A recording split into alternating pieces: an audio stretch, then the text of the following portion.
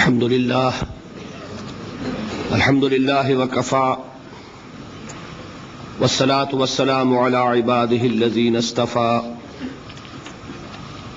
خصوصا على أفضلهم وخاتم النبيين محمد الأمين وعلى آله وصحبه أجمعين.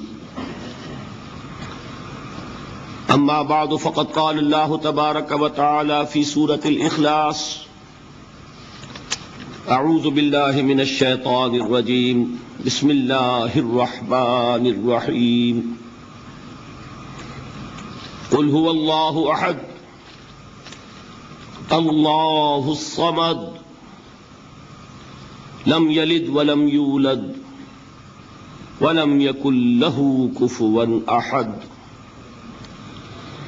وقال تبارك وتعالى في آية الكرسي في سورة البقرة: الله لا إله إلا هو الحي القيوم لا تأخذه سنة ولا نوم له ما في السماوات وما في الأرض من ذا الذي يشفع عنده إلا بإذنه يعلم ما بين أيديهم وما خلفهم ولا يحيطون بشيء من علمه إلا بما شاء وسع كرسيه السماوات والأرض ولا يؤوده حفظهما وهو العلي العظيم. وقال جل وعلا في آخر سورة بني إسرائيل: وقل الحمد لله الذي لم يتخذ ولدا ولم يكن له شريك في الملك ولم يكن له ولي من الذل وكبره تكبيرا. وقال جل وعلا في آخر سورة الكهف: قل إنما أنا بشر مثلكم يوحى إلي أنما إلهكم إله واحد فمن كان يرجو لقاء ربه فليعمل عملا صالحا ولا يشرك بعبادة ربه أحدا. صدق الله العظيم. رب اشرح لي صدري ويسر لي أمري واحلل عقدة من لساني يفقهوا قولي. اللهم ربنا ألهمنا رشدنا وأعذنا من شرور أنفسنا. اللهم أرنا الحق حقا وارزقنا اتباعه وأرنا الباطل باطلا وارزقنا اجتنابه. اللهم ربنا إنا نعوذ بك من الشك والشرك. اللهم ربنا لا تجعلنا من المشركين. آمین یا رب العالمین. آج کی گفتگو کا جو موضوع ہے حقیقت و اقسام شرک، اس کو بارے میں آپ کے ذوق و شوق کا مجھے پیشگی اندازہ تھا، اور وہ آج کی ابتدا ہی سے جو حاضری کی کیفیت ہے اس سے بھی از خود ظاہر ہے.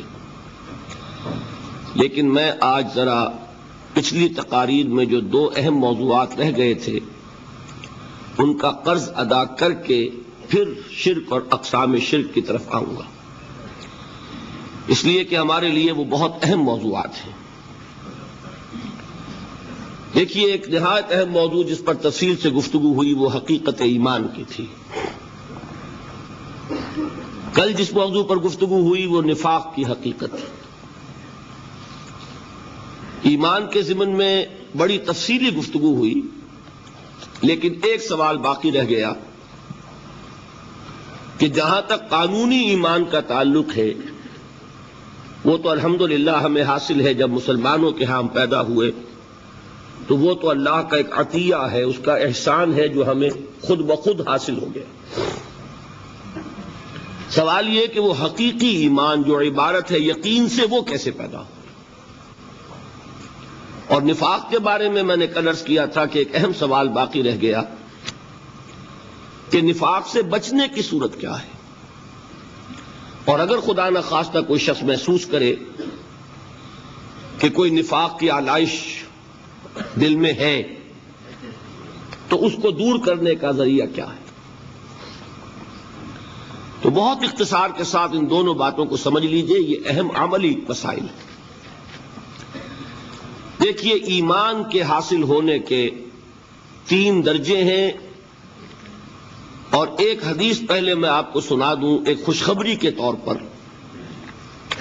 کہ یہ نہ سمجھیے کہ جو مراتب عالیہ ہیں وہ صرف اگلوں کے لیے تھے، اب پچھلوں کے لیے کچھ نہیں رہا۔ مشکات شریف میں آخری باب ہے، باب و ثواب ہذہ الامہ، اس امت کے ثواب کے ضمن میں، مرتبہ و مقام کے ضمن میں حضور نے کیا فرمایا۔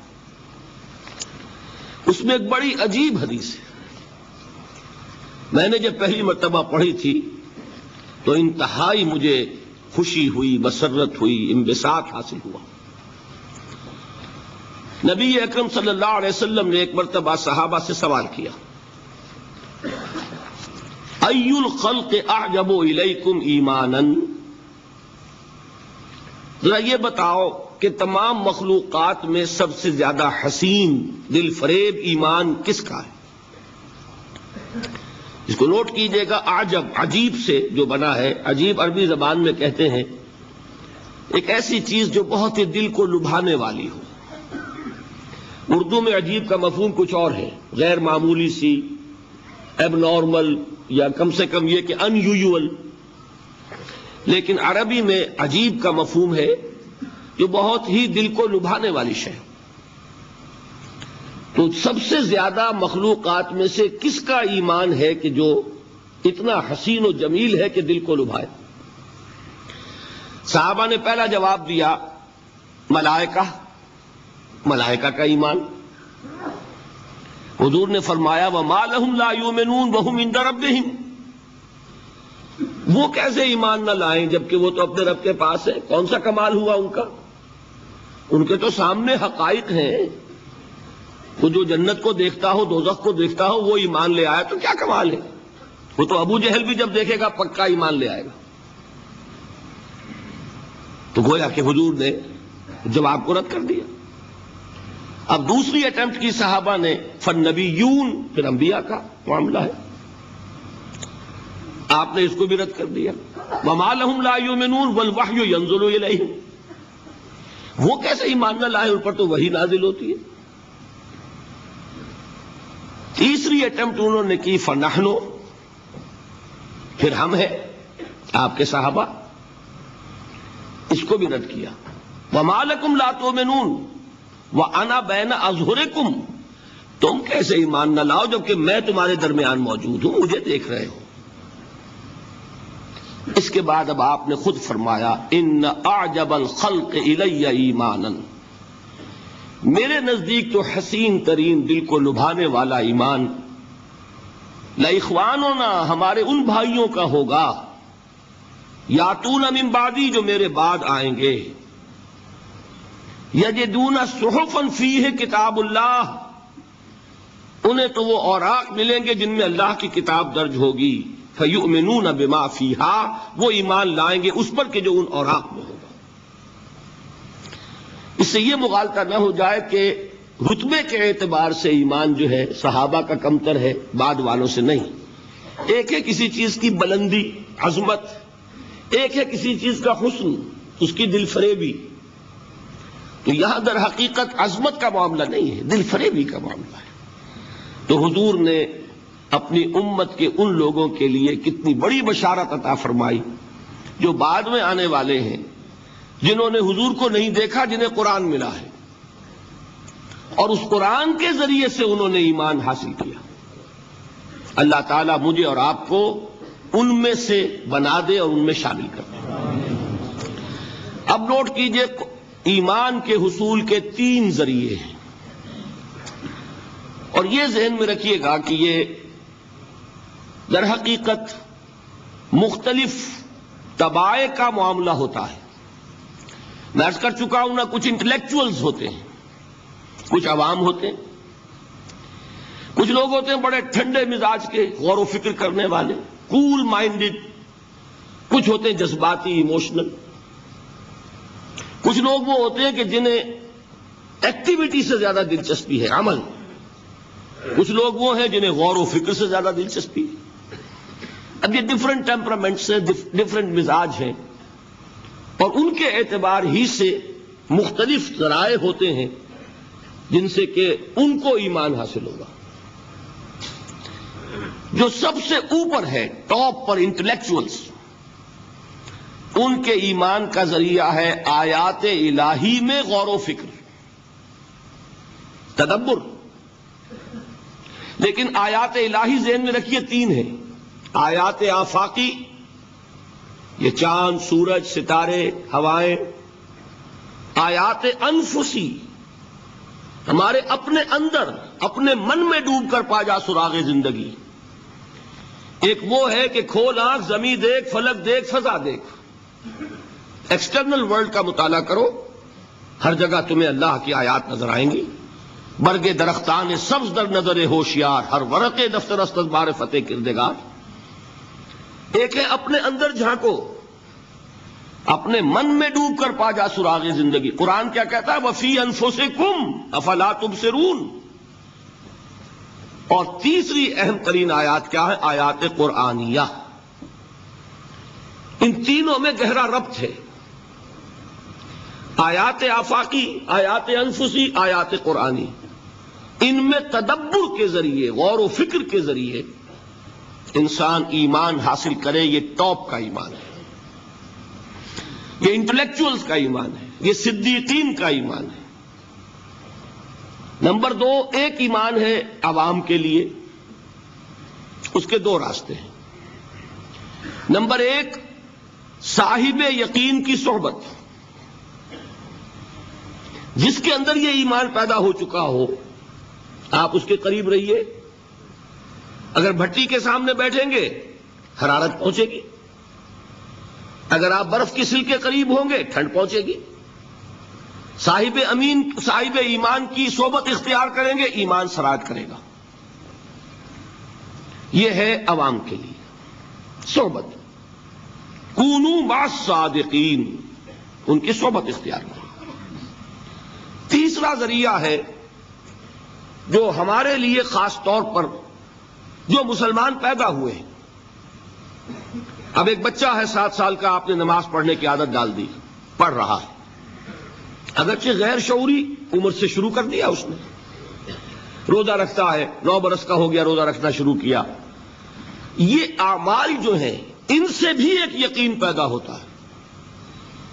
جیسے یقین سے عمل پیدا ہوتا ہے، ایسے ہی عمل سے بھی یقین پیدا ہوتا ہے.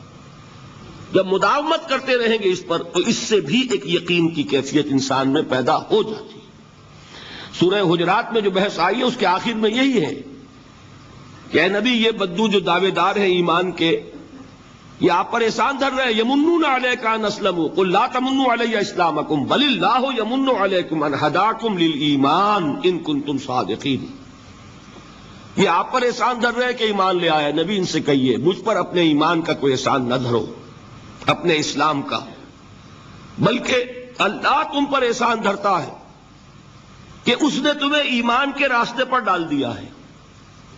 جب اسلام پر آ گئے ہو تو عمل کرتے رہو گے. ان تطیعوا اللہ ورسولہ، اگر عمل کرتے رہو گے تو اس عمل کے ذریعے سے بھی تمہارے اندر ایمان پیدا ہو جائے گا. تو یہ 3 راستے ذہن میں رکھیے. جو عوام ہے، غور و فکر، سوچ بچار، اس کی صلاحیت نہیں یا مواقع نہیں، ان کے لیے یہ 2 راستے ہیں: یقین بذریعہ عمل اور یقین بذریعہ صحبت. یہاں سے اٹھا رہے ہیں لوگوں کو، بار بار یہیں آ جاتے ہیں. آپ یادو یہاں پر دیکھیں نا، ان کو دقت ہوتی ہے. یہاں پہ کوئی صاحب پہلے سے روک دیا کرے نا، جو بعد میں گڑبڑ ہوتی ہے. کئی بڑے ہیں. تو ایک ایمان ہے انٹلیکچوئلز کا، صدیقین کا، جن کو قرآن کہتا ہے اولو الالباب الذین یعقلون.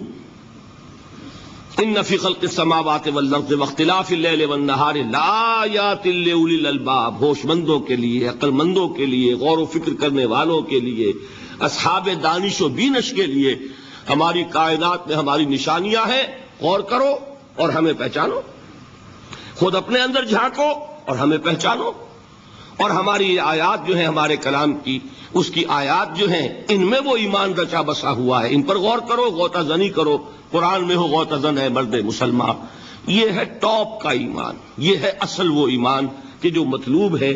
اب باقی حضرات جو ہیں ان کے قریب رہیں گے، ایمان حاصل کر لیں گے، اور جو اعمال اللہ نے بتائے ہیں ان پر عمل کرتے رہیں گے، ایمان حاصل کریں گے. اب دوسری بات کی طرف آئیے، نفاق سے کیسے بچا جائے. اس کے لیے بھی 3 عمل ہیں. پہلی چیز، اور 2 چیزیں تو وہ ہیں کہ جو سورہ منافقون ہی کے دوسرے رکوع میں بیان ہوئی. پریونشن کیسے ہوگی، بچو گے کیسے؟ دوام ذکر، اللہ کو یاد رکھو. یا ایھا الذین آمنوا لا تلہکم اموالکم ولا اولادکم عن ذکر اللہ ومن یفعل ذلک فاولئک هم الخاسرون. دل کو غفلت میں مت آنے دو. دل غافل ہوگا شیطان کا ڈیرا بن جائے گا. وہ دوام ذکر میں، البتہ یہ ذہن میں رکھیے کہ دوام ذکر کا ذریعہ کیا ہے، اس میں مغالتے ہیں لوگوں کو.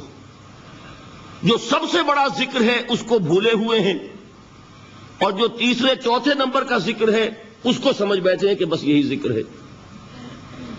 سب سے بڑا ذکر، مجسم ذکر قرآن ہے. الذکر انا نحن نزلنا الذکر وانا لہ لحافظون. وہ الذکر کون سا ہے؟ قرآن. اسی کو فرمایا، میں نے وہ آیت سنائی تھی کہ لوگ تنزیہ کہتے تھے، یا ایھا الذی نزل علیہ الذکر انک لمجنون. حضور سے مخاطب ہوئے کہتے ہیں فلاں جس کے اوپر کے اس کے خیال کے مطابق ذکر نازل ہوا ہے، ہم تو تمہیں پاگل سمجھتے ہیں.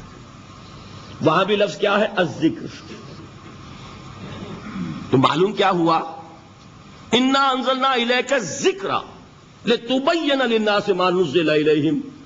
یہ الذکر ہے. تو اس سے بڑا ذکر کوئی نہیں. تلاوت قرآن، تدبر قرآن، غور و فکر قرآن کا، قرآن کو یاد کرنا. اس پر میرا کتاب چاہے مسلمانوں پر قرآن مجید کے حقوق. اب تو یہاں شاید کوئی کتاب موجود نہیں رہی ہے، بہرحال اگر آپ کو ضرورت ہوتی ہے پاکستان سے منگا لیتے ہیں ہر شے، پڑھیے انشاءاللہ آ جائے گی چیزیں. نمبر 2 ذکر کیا ہے؟ اقیم الصلاۃ لذکری.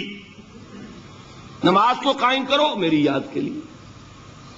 یہ ذریعہ ذکر میں، وہ تو ہے ہی مجسم ذکر، اور یہ ذریعہ ذکر میں سب سے اہم ہے. یہ عملی ذکر بھی ہو رہا ہے اور قولی بھی ہو رہا ہے. سورہ فاتحہ پڑھی آپ نے، قرآن شریف کی کچھ آیات پڑھی، پھر رکوع کیا. یہ رکوع جو ہے یہ آپ کا عملی ذکر ہے کہ آپ نے اپنے وجود سے اللہ کی عظمت کو تسلیم کیا. پھر آپ سجدے میں گرے، یہ آپ کا عملی ذکر ہے کہ اپنے وجود سے آپ نے اللہ کی عظمت کو اور تسلیم کیا. تیسری چیز ہے مسنون دعائیں اور مسنون اذکار جو حضور سے ثابت ہو. ہمارے ہاں کیا ہو گیا، مجھے فلاں بزرگ نے یہ چیز بتائی ہے، وہ تو پڑھتے چلے جا رہے ہیں. نہ قرآن سے دلچسپی، نہ اذکار مسنونہ سے دلچسپی.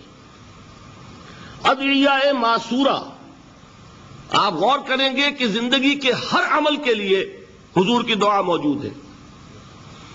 صبح اٹھے دعا ہے، آنکھ کھلتے ہی بیت الخلاء میں داخل ہونے لگے دعا ہے، نکلے دعا ہے، وضو کرنے بیٹھے دعا ہے، فارغ ہوئے دعا ہے، مسجد کے لیے گھر سے نکلے دعا ہے، مسجد میں داخل ہوئے دعا ہے. مسجد میں تو ہے ہی ذکر، نماز ہے، تلاوت ہے. باہر نکلے دعا ہے، گھر میں داخل ہونے لگے پھر دعا ہے. سواری پر سوار ہو رہے ہیں دعا ہے، اتر رہے ہیں دعا ہے، شیشہ دیکھ رہے ہیں دعا ہے، کپڑے پہن رہے ہیں دعا. زندگی کا کوئی عمل نہیں یہاں تک کہ جو تعلق زن و شو ہے، جس کو کہ خالص حیوانی بات سمجھا جائے گا، اس کے لیے بھی دعا ہے. غفلت میں وہ کام بھی نہیں کرتا. سمجھ رہے ہیں آپ؟ اب آپ غور کیجئے، اس میں کوئی اضافی وقت نہیں لگا، کوئی اضافی پوسچر اختیار نہیں کیا آپ نے، یوں بیٹھو، اس طرح بیٹھو، یوں کرو.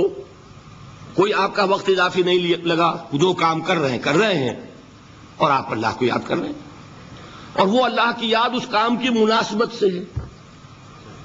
ان ادعیہ معصورہ سے 2 تعلق جڑ گئے انسان کے.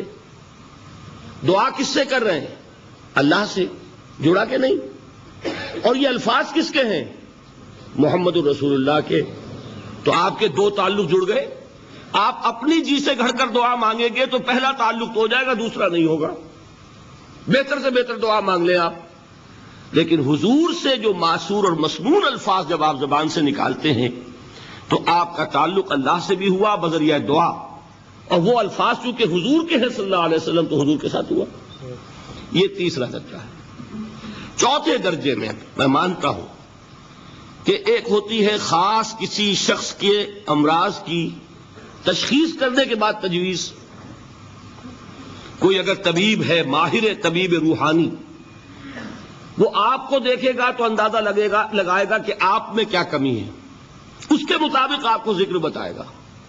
بھئی فلاں آیت کا مراقبہ کیا کرو.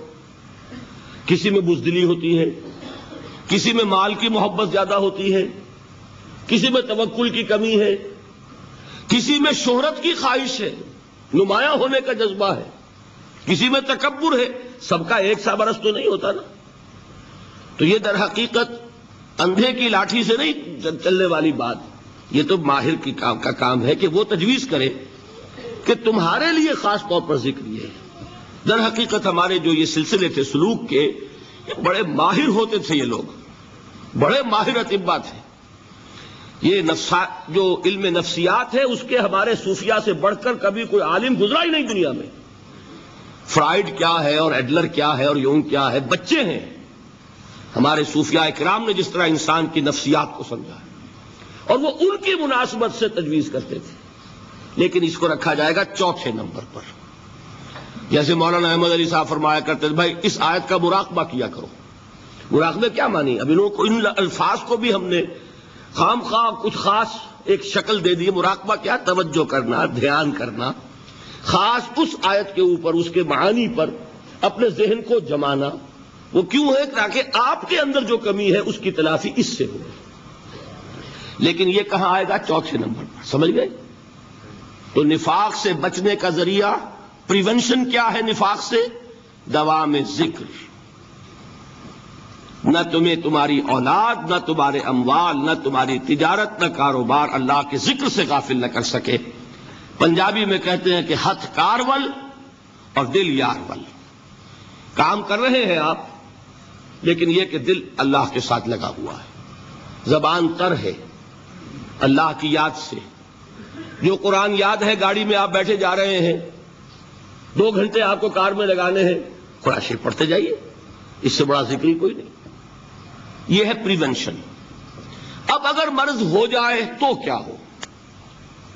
اس کے لیے 2 چیزیں ضروری ہیں.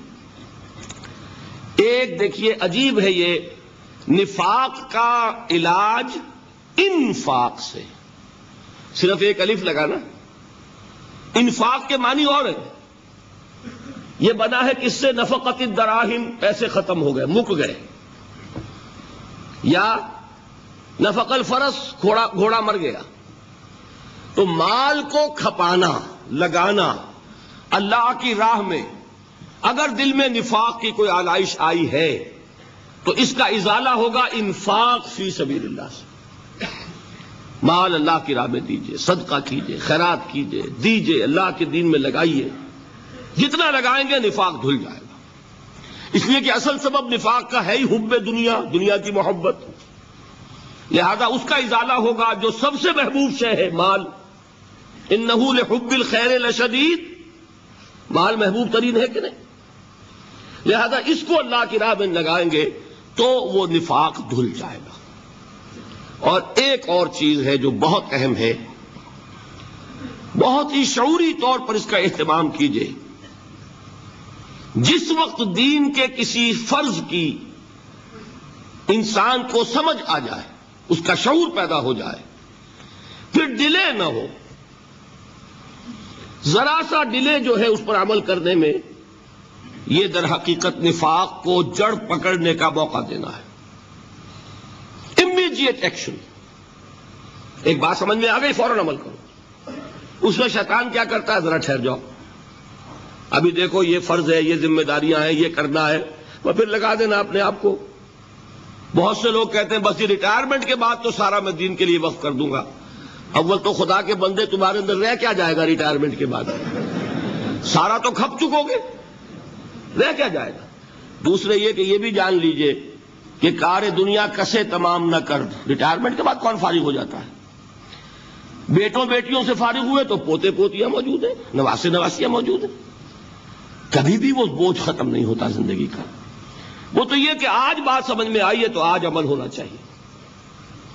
قرآن مجید میں سورہ انعام میں بڑی شدید وعید آئی ہے، الفاظ ہیں یہ، وَنُقَلِّبُ أَفْئِدَتَهُمْ وَأَبْصَارَهُمْ كَمَا لَمْ يُؤْمِنُوا بِهِ أَوَّلَ مَرَّةٍ۔ انسان پر ایک حقیقت کا انکشاف ہوا کہ یہ بات حق ہے، فوراً تسلیم کرے، کسی مصلحت کی وجہ سے، کسی بزدلی کی وجہ سے، کسی لالچ کی وجہ سے، کسی اپنی سیادت یا قیادت کی وجہ سے کیسے مان لوں؟ لوگ کہیں گے کہ یہ نیچے ہو گیا، وہ اونچا ہو گیا جس کی بات مانی، کسی وجہ سے رک گئے تو اللہ تعالیٰ اندر سے وہ جو استعداد ہے حق کو پہچاننے کی وہ سلب کر لیتا ہے۔ وَنُقَلِّبُ أَفْئِدَتَهُمْ وَأَبْصَارَهُمْ، ہم الٹ دیں گے ان کے دلوں کو بھی اور ان کی آنکھوں کو بھی۔ کیوں؟ كَمَا لَمْ يُؤْمِنُوا بِهِ أَوَّلَ مَرَّةٍ، اس لیے کہ وہ پہلی مرتبہ جب انکشاف حق ہوا ہے وہ ایمان نہیں لائے۔ اس کا میں ایک واقعہ آپ کو سنانا چاہتا ہوں کہ کس طرح صحابہ کرام پر بھی وقتی طور پر یہ واقعہ اگر صحابہ کرام کا نہ ہوتا تو یہ حقائق سمجھ میں نہ آتے۔ غزوہ تبوک کے موقع پر یہ میں جملہ انکمپلیٹ رہ گیا، ضعف ایمان کا حملہ ہو جاتا تھا، نفاق کا نہیں معاذ اللہ، لیکن ضعف ایمانی کی اگلی منزل شروع ہو جاتی ہے نا، نفاق۔ یہاں جھوٹ بولنا شروع کیا، نفاق، جھوٹی قسمیں کھانی شروع کی، سیکنڈ سٹیج، اور جہاں مومنین صادقین سے بغض اور عداوت پیدا ہو گیا وہ تھرڈ سٹیج۔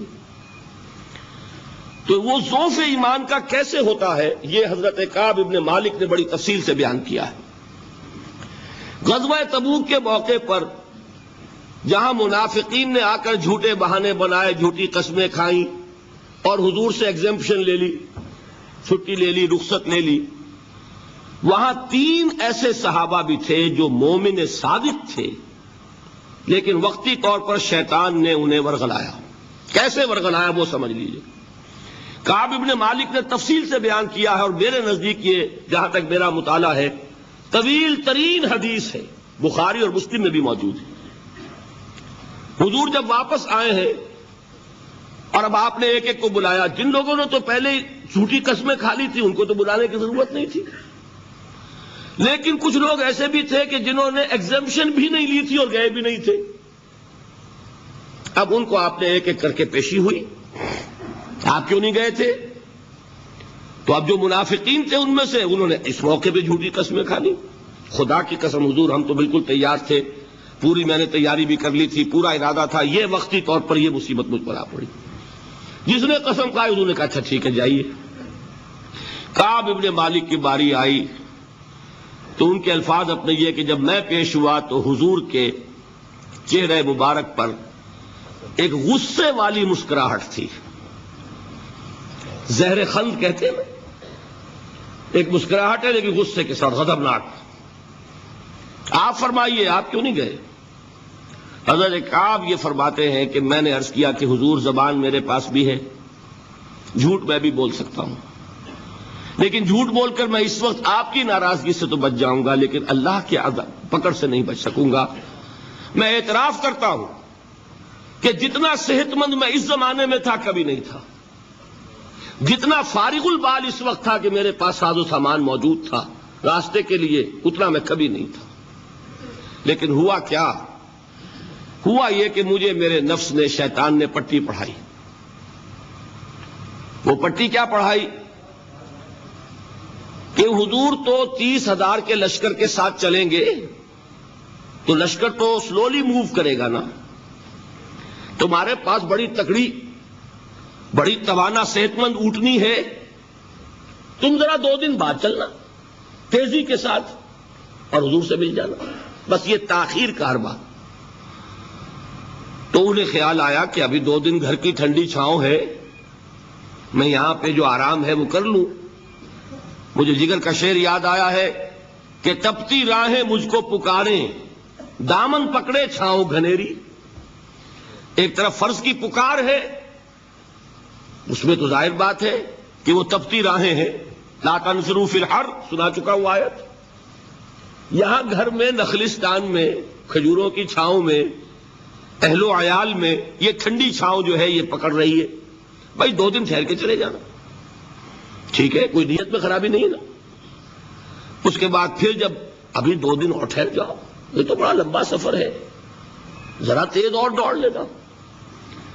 تو فرماتے ہیں کہ حضور میں اسی طریقے سے تاخیر و تعویق میں پڑا رہا, یہاں تک کہ ایک روز اچانک مجھ پر یہ چیز منکشف ہوئی کہ تو میں چاہے کتنا بھی تیز چل لوں میں آپ سے نہیں مل سکتا. میرے اعصاب ڈھیلے ہو گئے, اس طرح میں محروم رہ گیا. حضور نے بائیکاٹ کا حکم دیا صحابہ کو. 3 صحابہ تھے ایسے, 2 اور تھے جنہوں نے اسی طریقے سے اعتراف کیا. حضور نے حکم دے دیا کوئی ان سے گفتگو نہ کرے. سوشل بائیکاٹ بڑی سخت سزا تھی جو دی گئی ہے, اس کی بڑی تفاصیل ہیں. اللہ تعالیٰ شوق دے تو وہ حدیث پوری پڑھیے. میں نے تو 2 جمعوں میں ایک مرتبہ صرف اس ایک حدیث کو بیان کیا تھا. شاید کہیں کیسٹس ہوں میرے ہاں, ہمارے نمبر کوئی مجھے یاد نہیں ہے, لیکن یہ بڑی عجیب حدیث ہے. لیکن اس میں جو اصل سبق ہے وہ کیا ہے؟ اس طریقے سے شیطان لیت و لال, تاخیر, تعویق, ابھی کیا جلدی ہے, ذرا اس کام سے فارغ ہو لو, ذرا پھر تلافی کر لینا, ذرا زیادہ زور سے کام کر لینا, یہ وہ چیز ہے کہ جو وہ تو خیر صحابی تھے بچ گئے. اگر وہاں جھوٹی قسم بھی کھا دیتے تو گئے تھے. یہ تو اتنا ہی ہے نا, مردی و نامردی قدم فاصلہ دارت. اس میں تو یہی ہے کہ ذرا ایک جھوٹی قسم کھا دیتے, جھوٹے بہانہ بنا دیتے تو اب ضعف ایمان نہ رہتا, وہ نفاق کی سرحد شروع ہو جاتی. وہ اللہ تعالیٰ نے ان کو بچایا. لیکن یہ کہ ہم کیسے بچیں گے اگر ہم نے یہ روش اختیار کی؟ لہذا 3 کام. دوام ذکر نمبر 1, اس کی میں شرح کر چکا ہوں. 4 اذکار یاد کر لیجئے گا ان کو, ورنہ کیا فائدہ. نمبر 2 انفاق فی سبیل اللہ, نفاق کا علاج انفاق سے. نمبر 3 یہ عادت اپنے اندر پیدا کیجئے شعوری طور پر کہ جب ایک حقیقت واضح ہو جائے فوراً اعتراف کہ ہاں بھائی بات ٹھیک کہی آپ نے. جب ایک فرض کا احساس ہو جائے فوراً اس کی ادائیگی کے لیے آغاز. تاخیر و تعویق ہے کہ جس سے پھر نفاق کو موقع ملتا ہے. اللہ تعالیٰ مجھے اور آپ کو حقیقی ایمان عطا فرمائے اور نفاق سے بچائے رکھے. اب آئیے حقیقت و اقسام شرک پر. دیکھیے, ہر شخص یہ جانتا ہے کہ اسلام دین توحید ہے. ایک لفظ میں اگر کہیں گے تو اسلام کا سب سے بڑا وصف, سب سے بڑی علامت توحید. وہ جو اقبال نے کہا کہ توحید کی امانت سینوں میں ہے ہمارے, آسان نہیں مٹانا نام و نشاں ہمارا. تو توحید ہے. توحید کی ضد ہے شرک. ٹھیک, اس سے میں ایک نتیجہ نکالتا ہوں. کوئی مسلمان جان بوجھ کر مشرک نہیں ہو سکتا. یہ میرا نتیجہ ہے. جان بوجھ کر مشرک نہیں ہو سکتا. وہ شرک میں مبتلا ہوگا تو ناسمجھی میں ہوگا, نادانی میں ہوگا, وہ اسے شرک نہیں سمجھے گا. یہ ممکن نہیں ہے کہ کوئی مسلمان ہو, گیا سے گیا مسلمان, گزرا سے گزرا مسلمان, گھٹیا سے گھٹیا مسلمان, لیکن وہ شرک کو شرک سمجھتے ہوئے اس میں آلودہ ہو جائے. ہوتا کیا سمجھ میں نہیں آتا کہ شرک. تو ضرورت بہت ہے کہ ہم یہ پہچانیں کہ یہ شرک ہے کیا. دوسری بات یہ جان لیجئے, ہمارے دین میں ناقابل عفو جرم کون سا ہے؟ شرک. 2 مرتبہ بیان فرمایا گیا سورہ نساء میں صرف, ان اللہ لا یغفر ان یشرک بہ ویغفر ما دون ذلک لمن یشاء. اللہ تعالیٰ اسے تو ہرگز نہیں بخشے گا کہ اس کے ساتھ شرک کیا جائے, ہاں اس سے کم تر جس کو چاہے گا معاف فرما دے گا. نوٹ کر لیجئے, اس کی بھی اندر بھی اوپن لائسنس نہیں ہے کہ بقیہ سارے گناہ لازماً معاف کر دے گا. یہ نہیں ہے. اس سے تو آپ میں جرت پیدا ہو جائے گی, باقی سب کیے جاؤ. یہ نہیں, جس کو چاہے گا بخش دے گا, لیکن امید ضرور دلا دی کہ شرک سے کم تر کوئی گناہ ہو تو اس کی بخشش کی بغیر توبہ کے. اللہ تعالیٰ نے امید دلائی. توبہ سے تو شرک بھی معاف ہو جائے گا. اس سے مراد کیا ہے؟ بغیر توبہ کے. اللہ تعالیٰ نے فرمایا کہ اور گناہوں کے بارے میں تو امید کی جا سکتی ہے لیکن شرک کے بارے میں ہرگز نہیں۔ اہمیت واضح ہو گئی مزید۔ نمبر 3، اس شرک کی ہماگیریت کا عالم یہ ہے کہ سورہ یوسف کی آیہ مبارکہ ہے وَمَا يُؤْمِنُ أَكْثَرُهُمْ بِاللَّهِ إِلَّا وَهُمْ مُشْرِكُونَ۔ انسانوں کی اکثریت کا حال یہ ہے کہ وہ اللہ پر ایمان نہیں رکھتے مگر کسی نہ کسی قسم کے شرک کے ساتھ۔ یہ یونیورسلٹی ہے اس کی کہ اللہ کو بھی مان رہے ہیں لیکن کسی نوع کا شرک جو ہے وہ بھی لگا رکھا ہے۔ وَمَا يُؤْمِنُ أَكْثَرُهُمْ بِاللَّهِ، انسانوں کی اکثریت کا حال یہ ہے کہ وہ ایمان نہیں رکھتے اللہ پر الا وہم مشرکون، مگر یہ کہ کوئی نہ کوئی شرک بھی کرتے ہیں۔ چوتھی بات یہ سمجھیے کہ شرک ہر دور میں بھیس بدل کر آتا ہے۔ یہ ضروری نہیں ہے کہ شرک کی جو قسمیں آج سے 200 برس پہلے تھیں صرف وہی آج بھی رہے۔ ہو سکتا ہے کہ بالکل نئی شکلیں اس شرک نے اختیار کر لی۔ اس سے کیا نتیجہ نکلا کہ اگر اجتہادی بصیرت نہیں ہوگی تو ہو سکتا ہے کہ ایک شخص جو ہمارے سابق علماء نے لکھ دیا کہ یہ چیز شرک، یہ چیز شرک، یہ چیز شرک، یہ چیز شرک، آج سے 500 برس پہلے کا انسان بڑے سے بڑا عالم دین اپنے زمانے کے شرک کو پہچان کر تو لکھ سکتا ہے، اس سے تو آپ بچ رہے ہیں۔ امام ابن تیمیہ نے اس کو شرک قرار دیا، اس کو شرک قرار دیا، اس کو شرک قرار دیا، کوئی شخص ہے جو اس سے تو بچ گیا۔ امام صاحب کی دی ہوئی بصیرت سے اس نے ان جو اقسام ہے شرک کی ان کو پہچان لیا، لیکن یہ عین ممکن ہے کہ آج کے شرک کو وہ نہ پہچان رہا ہو، اپنی جگہ وہ سمجھ رہا ہو اپنے آپ کو بہت بڑا موحد، جبکہ اس دور کا جو شرک ہے اس میں ملوث ہو۔ اس کو میں نے کہا ہے کہ اس شرک کے بارے میں بڑی اجتہادی بصیرت کی ضرورت ہے۔ فارسی کا ایک شعر ہے، بڑا پیارا شعر ہے، بہر رنگے کے خواہی جامہ می پوش من انداز قدت رامی شناسم۔ اپنے محبوب سے کہہ رہا ہے شاعر کہ تم جس طرح کا چاہو لبادہ اوڑھ لو، میں تمہیں تمہارے قد سے پہچان لوں گا۔ کتنا ہی چھپا لو اپنے آپ کو، کیسے ہی لباس بدل لو، بہر رنگے کے خواہی جامہ می پوش من انداز قدت رامی شناسم، میں تمہارے قد سے تمہیں پہچان لوں گا۔ یہ اگر بصیرت نہ ہو کہ شرک کو اس کے قد سے پہچان سکیں آپ، اس کے لیے ضرورت ہے اصولوں کی۔ دیکھیے جس طرح الجبرا کے اصول ہوتے ہیں، فارمولہ ہے، فارمولہ ہاتھ میں آ گیا، مسئلے حل کرتے چلے جا رہے ہیں، آپ اپلائی کرنے کی دیر ہے فارمولے کی۔ اگر آپ نے صرف گنتی کر کے کسی زمانے کے شرک وہ تو سمجھ لیے، لیکن وہ بصیرت باطنی حاصل نہیں ہوئی، اجتہادی بصیرت، وہ اصول ہاتھ میں نہیں آئے کہ جس سے آپ پہچان سکیں، تو ہو سکتا ہے کہ اس دور کے شرک کو آپ نہ پہچان سکیں۔ اس کے لیے ضرورت ہے کہ اصل اصول ہاتھ میں آ جائیں تاکہ ان اصولوں کو اپلائی کریں۔ ایک بات مجھ سے اور سن لیجئے، میرا اپنا یہ تاثر ہے،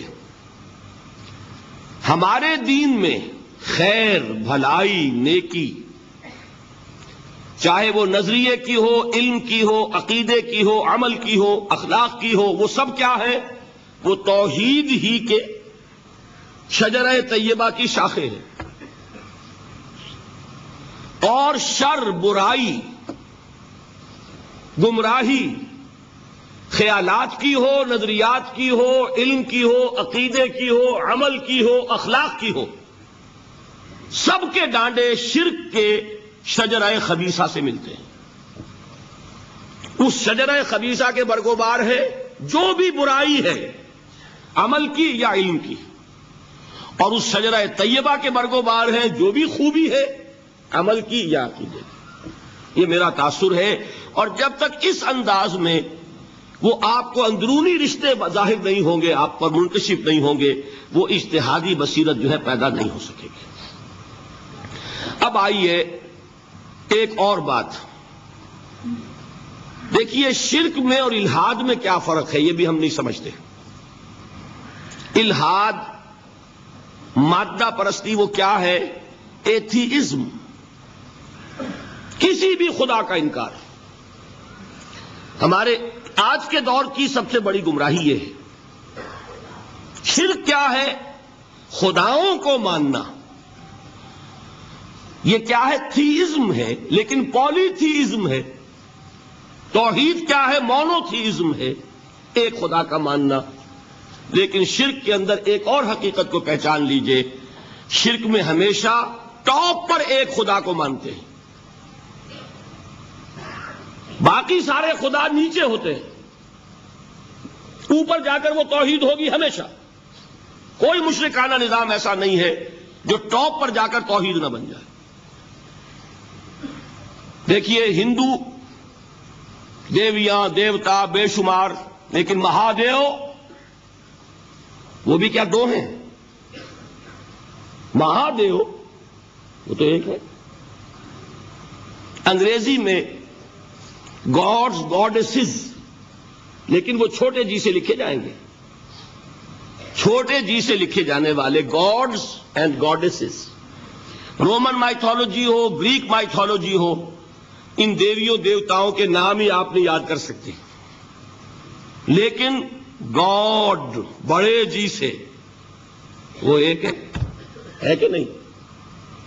ٹاپ پر جو ہے وہ ایک ہے، اس کو وہ بھی مانتے ہیں کہ اومنی پوٹنٹ، اومنیشنٹ، اومنی پریزنٹ، علی کل شیء قدیر، بکل شیء علیم، ہر جگہ موجود، وہ تو ایک ہی ہے، وہ تو کیپٹل جی سے لکھا جائے گا۔ باقی اس کے نیچے فوج ہے دیویوں کی، دیوتاؤں کی، خداؤں کی اور خدانیوں کی، وہ گاڈز اینڈ گاڈیسز ہیں۔ عرب میں کیا تھا؟ میں نے پہلے آپ کو وہ دو مثالیں دے دی ہیں، تیسری اور ایران کی لے لیجئے۔ خیر کا خدا اور شر کا خدا اور، ایک یزداں ایک اہرمن، ٹھیک، سنویت ہو گئی نا، دو خداؤں کو مانا، لیکن وہی ہیں جو خدائے خدائے گاں، خداؤں کا خدا، اس کو ایک ہی مانتے ہیں۔ یہی معاملہ عرب میں تھا، اللہ وہ ایک ہی تھا ان کے ہاں۔ قرآن میں آتا ہے، ان سے پوچھئے وَلَئِن سَأَلْتَهُم مَّنْ خَلَقَ السَّمَاوَاتِ وَالْأَرْضَ لَيَقُولُنَّ اللَّهُ، جب ان سے کہا جاتا ہے کہ کس نے پیدا کیا آسمان اور زمین کو، یہ فوراً کہیں گے اللہ نے۔ فَأَنَّىٰ يُؤْفَكُونَ، تو یہ ماننے کے بعد کدھر جا رہے ہیں؟ وہ کیا کہتے تھے کہ وہ بڑا اللہ تو ایک ہی ہے، لیکن چھوٹے آلہہ ہیں۔ آلہہ اور اللہ میں وہی فرق ہے جو کیپٹل جی کا گاڈ اور چھوٹے جی سے گاڈز اینڈ گاڈیسز، وہی فرق ہے کہ جو مہادیو اور دیویوں اور دیوتاؤں میں ہے، وہی وہاں تھا۔ اللہ وہ ایک اور سپریم، سب سے بالا تر، اس سے اوپر کوئی نہیں، تخلیق میں اس کا کوئی ساجی نہیں، لیکن اس نے کچھ آلہہ ہیں جنہیں کچھ اختیارات تقسیم کیے ہوئے ہیں، کچھ اس کے لاڈلی ہستیاں ہیں جو سفارش کر سکتی ہیں۔ بس یہ شرک تھا مشرکین مکہ کا۔ بات سمجھ رہے ہیں؟ اس کا جائزہ لیں گے تو آپ کو، اور جو آج شرک کی اقسام میں بیان کروں گا اس کو ہاتھ میں لیں گے تو کسی موحد کا تلاش کرنا مشکل ہو جائے گا۔ ڈھونڈ اب ان کو چراغ رخ زیبا لے کر، آج جن کا نام مسلمان ہے ان کی اکثریت کسی نہ کسی نوع کے شرک میں مبتلا ہے۔ اب آئیے اقسام شرک۔ اقسام شرک میں بھی وہی کیفیت ہے جو نفاق کے بارے میں میں نے عرض کی تھی کہ ایک تقسیم یہ ہے جو علماء نے کی ہے، ایک ہے عقیدے کا نفاق، ایک ہے عمل کا نفاق۔ اسی طرح ایک ہے عقیدے کا شرک، ایک ہے عمل کا شرک۔ عقیدے میں نہیں ہے، عمل میں ہے۔ ایک تقسیم آپ نے سنی ہوگی شرک جلی، شرک خفی۔ ایک ہے ننگا شرک، کھلم کھلا شرک۔ ایک ہے چھپا ہوا شرک جو نظر نہیں آتا۔ لیکن ایک مغالطہ اپنے دل سے نکال دیجئے، بعض لوگ شرک خفی کو شرک نہیں سمجھتے، یہ بہت بڑی غلطی ہے. اگر وہ شرک نہ ہوتا تو حضور اسے شرک نہ کہتے. کوئی اور لفظ، عربی زبان کا دامن جو ہے محدود نہیں ہے، پھر اس کے لیے کوئی اور لفظ اختیار فرمایا جاتا ہے. وہ شرک، لیکن ایک شرک ہے جلی جو نمایاں ہے، نظر آ رہا، ایک ہے شرک خفی جو نظر نہیں آ رہا. اور وہ کتنا خفی ہو سکتا ہے اس کی ایک مثال دی حضور نے. شرک خفی اتنا خفی ہو سکتا ہے، ذرا مبالغہ دیکھیے جو حضور نے بات کو سمجھانے کے لیے مثال میں جو مبالغہ اختیار فرمایا. ایک سیاہ اندھیری رات میں ایک سیاہ پتھر پر ایک سیاہ چیونٹی کو رینگتے ہوئے دیکھنا جتنا مشکل ہے، اتنا ہی شرک خفی کا پہچاننا مشکل ہے. بتائیے، آپ نے فرمایا انا افصح العرب، میں عرب کا فصیح ترین انسان ہوں. اس سے آگے کوئی مثال دی جا سکتی ہے؟ اندھیری رات، تاریک رات، پتھر سیاہ، چیونٹی سیاہ، کون دیکھ سکتا؟ جتنا اس کو دیکھنا ناممکن ہے، اتنا ہی شرک خفی کا پہچاننا مشکل ہے. گویا کہ اس سے تو اللہ ہی بچائے گا تو انسان بچے گا. ایک آخری بات تمہیداً اور عرض کر دوں، پھر میں چلوں گا اقسام پر. میری جو باتیں آپ کے سامنے آئی اس سے ایک منطقی نتیجہ نکلتا ہے. کوئی شخص اگر حقیقتاً شرک سے بچ جائے، واقعتاً شرک سے بچ جائے، ہر قسم سے بچ جائے، اس سے بھی اوپر کوئی انسان ہوگا. گویا کہ یہ آخری منزل ہے. یا یوں کہیے کہ جس شخص کے بارے میں اللہ تعالیٰ یہ مان لے کہ میرا یہ بندہ شرک سے بری ہے، اس سے بڑی سند کوئی ہے؟ دی ہائیسٹ ٹیسٹیمونیل، سب سے بڑی سند، سب سے بڑی تعریف جو بندے کی ہو سکتی ہے وہ کیا ہے؟ یہ مشرک نہیں. یہی وجہ ہے، دیکھیے آپ قرآن مجید میں حضرت ابراہیم کے ذکر میں دیکھیں گے. ابراہیم کا مقام کیا ہے؟ خلیل اللہ، ابو الانبیاء، امام الناس. تین نسبتیں ہیں، تینوں بڑی عظیم. اللہ کے ساتھ نسبت کیا ہے؟ خلیل. واتخذ اللہ ابراہیم خلیلا. ابو الانبیاء، کتنے نبی ہیں ان کی نسل میں؟ اسحاق اور اسماعیل سے چلیے، پھر یعقوب اور یوسف، اور پھر چلیے موسیٰ اور ہارون، اور پھر چلیے سارے انبیاء بنی اسرائیل کے، حضرت عیسیٰ، پھر یہاں تک کہ محمد الرسول اللہ. کس کی اولاد ہے؟ ابراہیم کی. ابو الانبیاء. اور نمبر 3، انی جاعلک للناس اماما، امام الناس. اور قرآن میں جو سب سے بڑی سند انہیں دی جاتی ہے وہ کیا؟ وما کان من المشرکین. وہ ابراہیم مشرکین میں سے نہیں تھے. معلوم ہوا کہ یہ سب سے بڑی سند ہے، سب سے بڑا سرٹیفکیٹ ہے، سب سے بڑا ٹیسٹیمونیل ہے جو اللہ کی طرف سے کسی کو مل جائے. میں جو اقسام شرک بیان کرنا چاہتا ہوں تو میری تقسیم ذرا مختلف ہے. اب وہ ذرا اپنے ذہن میں وہ نقشہ بنا لیجئے، آپ بنایا کرتے ہیں. ایک اس کو پھر 3 میں تقسیم کیجئے. شرک کی 3 بڑی بڑی قسمیں ہیں. شرک فی الذات نمبر 1، شرک فی الصفات نمبر 2، شرک فی الحقوق نمبر 3. اور یہ میں عرض کر دوں آپ سے پہلے ہی، یہ مضمون بہت طویل ہے. میں آج صرف یہ کروں گا کہ خاکہ مکمل کر دوں. اب اس خاکے میں رنگ بھرنا، وہ تو ایک موضوع پر شرک فی الذات پر پوری تقریر ہونی چاہیے، شرک فی الصفات پر ہونی چاہیے. ایک ایک گھنٹے کے میرے 6 کیسٹ ہیں اللہ کے فضل و کرم سے، جو کئی سال سے وہ پھیل رہے ہیں. 6 گھنٹے میں میں نے ان چیزوں کو بیان کیا. وہ موجود ہوں گے، لیکن آج وہ خاکہ ذہن میں بنا لیجئے، اور کچھ آپ کو الجبرے کے فارمولے ہاتھ میں آ جائیں تاکہ خود آپ میں صلاحیت پیدا ہو جائے پرکھنے کی کہ اس فارمولے کو اپلائی کر کے دیکھ لیں یہ شرک ہے یا نہیں. یہ 2 کام تو میں انشاءاللہ آج کر دوں گا، آپ مطمئن رہیں. باقی یہ کہ تفصیل، وہ تو ہر سلسلے میں تفصیل پھر بہت ہوگی. وہ شوق ہو تو وہ کیسٹ آپ سنیے. تو 3 تقسیمیں ہو گئی. شرک فی الذات، اللہ کی ذات میں کسی کو شریک کر دینا. یہ سب سے زیادہ نمایاں، سب سے زیادہ جلی، سب سے زیادہ عریاں اور اللہ تعالی کو سب سے زیادہ مبغوض اور ناپسند